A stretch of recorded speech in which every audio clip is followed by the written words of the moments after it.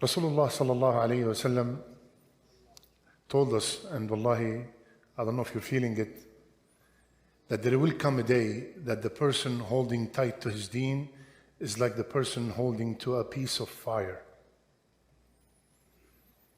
The sister who's walking with full proper hijab while everybody around her is naked. The brother who's struggling to find a halal job and he's in dire need of money, but he is refusing because everything he goes to is either with interest or alcohol or this or that. Our youth that are struggling at school and universities with this and that and boyfriend and girlfriend and the rest, you know. They want to pray in public. They are scared. They want to stay on their deen. And they're struggling, literally like someone holding to a piece of fire. And when we are holding to a piece of fire, you can't wait to let it go. On the year 19th of Hijrah, Umar radiallahu anh sent an expedition to fight the Christians. And when the king knew about that, he said, I heard so much about the companions, about the Sahaba of Rasulullah sallallahu alaihi wasallam, and I would love to meet one of them.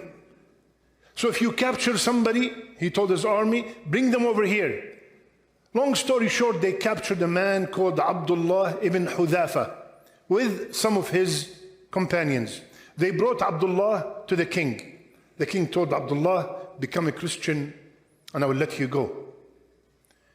He said, I would rather die than leave my deen. He said, become a Christian and I will give you half of my wealth. And I will make you from the muqarrabeen. I will make you from the people who are close to me. He said, Wallahi, if you give me your wealth and the wealth of every king, I will never leave the deen of Muhammad.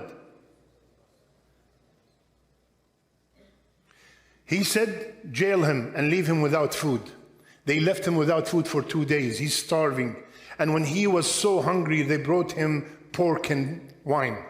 He said, even though this is the time where it's darura, and I'm allowed to eat this and drink that, but I don't want people to say that the companions of Muhammad drank alcohol or ate pork. He refused to eat. Then they brought him food.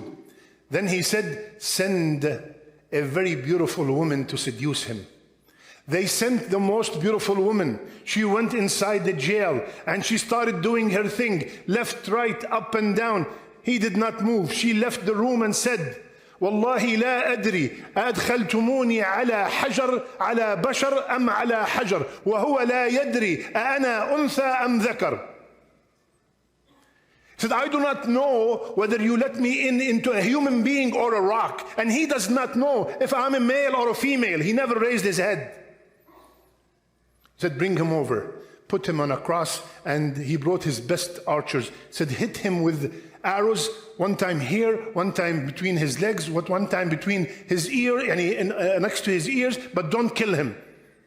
And every time you hit an arrow, ask him to become a Christian. Abdullah did not even shake. So he said, bring him and bring his companions with him.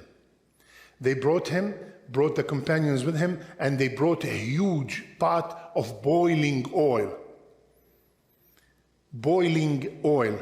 They brought one of his companions and they said, become a Christian. He said, I will never become a Christian. Pushed the companion into the boiling oil. In few seconds, his bones started floating.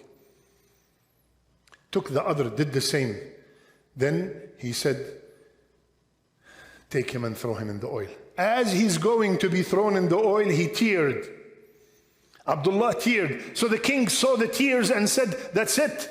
He's done. Come over here. Are you ready to become a Christian now? He said, no. He said, then why did you tear? He said, because I only have one soul to give for the sake of Allah. And if you threw me in that oil, it will be gone. And I wish I have the number of souls, the number of my hair on my body, so they can all be for the sake of Allah. So this king noticed that this man, there's no way with him. So he said, you know what? Come kiss my head and I will let you and all your companions go. So he came, kissed his head and took the companions, went back to Medina. He told Umar radiallahu an what happened. Umar get up and kissed his head and he said, Wallahi, no one who sees Abdullah except he should kiss his head. Thabat, being steadfast on this deen. We all know that the battle and the war against this deen is non-stop. It's being fueled and pumped. Millions of dollars are pumped to divert our children from this deen. So it is extremely vital, extremely important for our homes to be steadfast on the deen. So the kids can see their mother and their father steadfast on their deen. They see that this house at 6 a.m. is vibrating because everybody there is praying Fajr. They see that this Qur'an is being recited constantly in the house. Islam will never die. It will go through stages of tamhis, stages of sifting, stages of filtering for Allah to know the khabith from the tayyib, to know the sadiq from the kadhib, to know the truthful from the liar, to know the filthy from the tayyib, from the pure.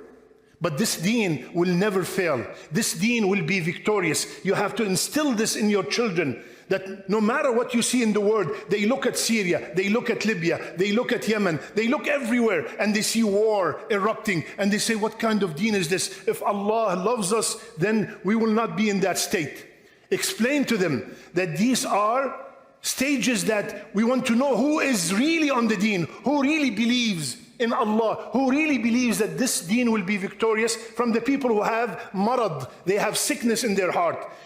The minute they see that the Islam is going down a little bit, they leave. No, Abu Jahl was not able to shake this deen. Ataturk was not able to shake this deen. And this deen will be dominant, whether we like it or not. But we beg Allah to use us to make this deen victorious. So, the thabat on this deen, to be steadfast on this deen, is not something easy. We have so many people with big beards shaved and left the deen because it was not in the heart, it was only outside, beards and thawbs and this and that. It has to be established here. And in order to be established here, there must be, listen ya akhwan, there must be a relationship, a strong relationship with the Qur'an. لِنُثَبِّتَ بِهِ فُؤَادَكَ. Allah Azza wa Jal told the first man who will enter Jannah, the best man ever created, وَلَوْلَا أَن ثَبَّتْنَاكَ لَقَدْ كِدْتَ تَرْكَنُ إِلَيْهِمْ شَيْئًا قَلِيلًا. If I, Allah, did not make you steadfast, Ya Muhammad, you would have inclined a little bit to them. This is Muhammad sallallahu alayhi wa sallam. What about me and you?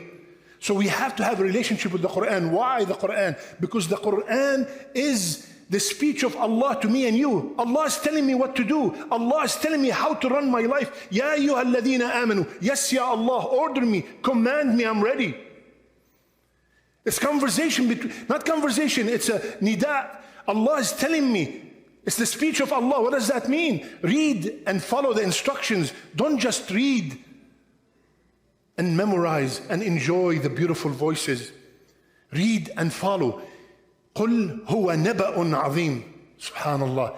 How many of us constantly say, this is the best book, this is the greatest book, this is the greatest miracle, this is the ongoing miracle to the day of judgment. We all say that. Do you believe in that? Do you believe that? You just say it. Do you believe that?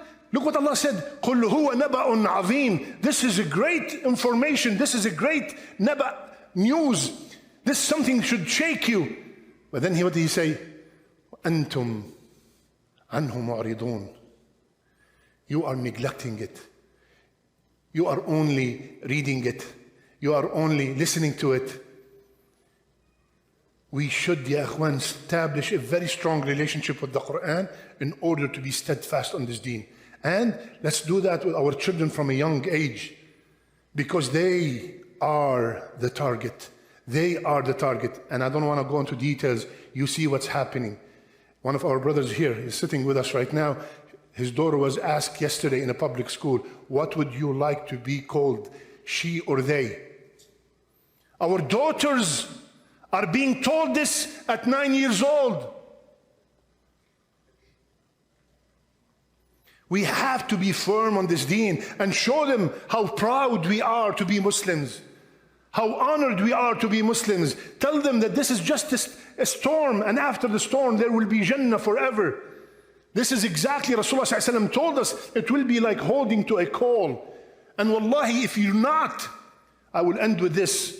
Rasulullah ﷺ told us that there will be a time that this deen will become strange. It is strange to wear a abaya 120 degrees. Are you out of your mind? It is strange to leave a $400,000 job because you're not supposed to pray on Friday. It is strange to leave a business that is bringing $20,000, $30,000 profit a month just because there's alcohol in it. This is strange. Rasulullah ﷺ told us that the deen will become strange again. So if you're not feeling that you are a stranger, something's wrong with your deen. If you feel that you fit in the system, if you feel that you belong and nothing's wrong, something's wrong with your deen. Because we are surrounded by corruption. You have to feel that you are a stranger. You must feel that you are a stranger. I can't do this. I can't go there. I can't eat this. I can't mix with these people. I can't go to those places. You're a stranger. Why not? Because of my deen. But when I blend in and everything is okay, it's happy hour, everybody's drinking, yalla ya shabab. No. You stand up firm. I'm sorry, it's time for salat. I can't do this meeting. I have to go to Jum'ah. Allahu Akbar. I'm sorry, I can't buy this item. It has alcohol in it. Even though it's very hot, and now smoke shops are opening left and right, and everybody's making so much money. A guy came to me, he said, a guy is proposing to my daughter, he has 200 smoke shops. I told him when he gets to 500, tell him no.